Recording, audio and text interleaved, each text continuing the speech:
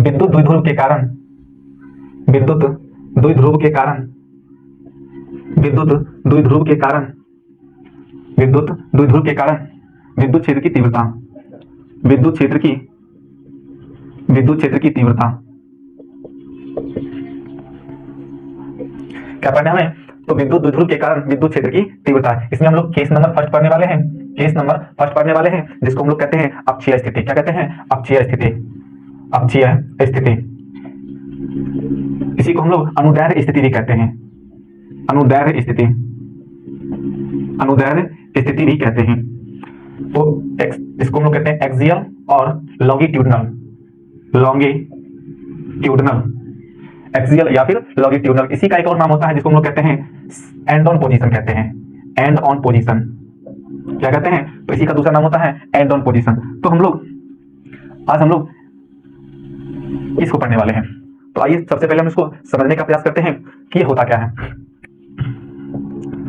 मान लेते हैं कि ये कोई विद्युत द्विध्रुव AB है। ये क्या है? कोई एक विद्युत द्विध्रुव AB है।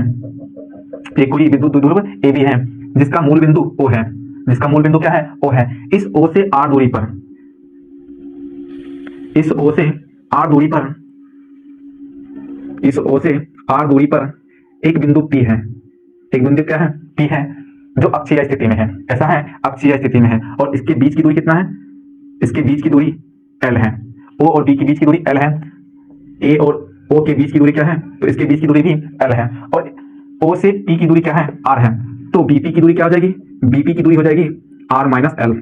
BP की दूरी क्या हो जाएगी? ये पूरा हमारा R है, उसमें से अगर हम L को घटा देंगे तो यहाँ इतनी सी दूरी जो BP है वो क्या हो जाएगा? हमारा R माइनस L हो जाएगा। क्या हो जाएगा? R minus L। और AP की दूरी क्या हो जाएगी? तो AP की दूरी हो जाएगी R प्लस L। क्या हो जाएगी? R प्लस L हो जाएगी।